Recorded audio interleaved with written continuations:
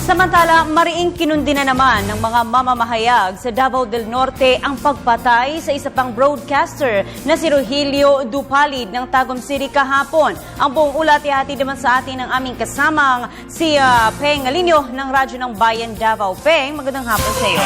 Magandang hapon, Princess. Kinundidan ng grupo ng alab ng mamamahayag ang pagpaslang ng isa na namang mamamahayag sa Tagum City Miyerkules.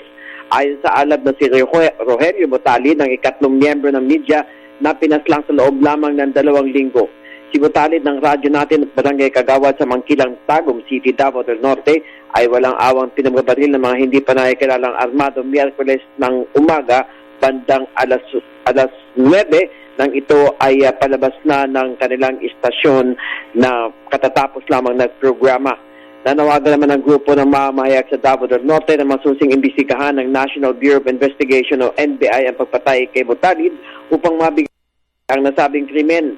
Ilang araw lamang bago pinaslang si Dupalid ay napatay din ang isa pang miyembro ng Davao del Norte Press and Radio TV Club na si Joan Dignos. Si Dignos ay isa ring komentarista ng DXGT Radio Abante sa Maramag, Bukidnon. Kasunod na pinaslang si Michael Milo, National Supervisor ng Prime Radio FM at Managing Editor ng Prime Balita Newspaper sa Tandag, Surigao del Sur.